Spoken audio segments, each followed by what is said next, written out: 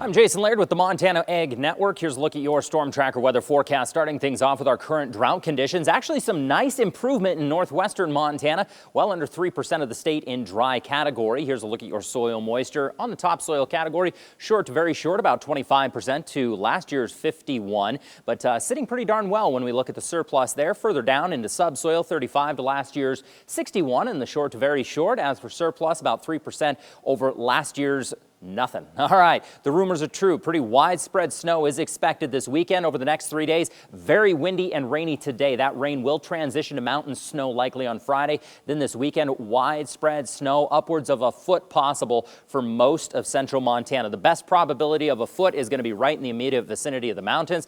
The further east you go, the less the possibility, but there is still a possibility in central Montana. A lot of that is going to boil down to just how quickly that rain transitions over to snow. But what I can tell you is it's going to be a very wet and heavy snow initially, so tree branches, power lines, things like that, likely going to see some livestock impacts as well out of this next incoming system. So extreme wind today, high profile vehicles, be very, very careful, especially cattle haulers. We're looking at colder air invading this weekend as well. Wet and heavy snow is going to be the big talking point this weekend. Be very careful, not going to be a week to get out and catch up on any field work, unfortunately. Have a great Thursday.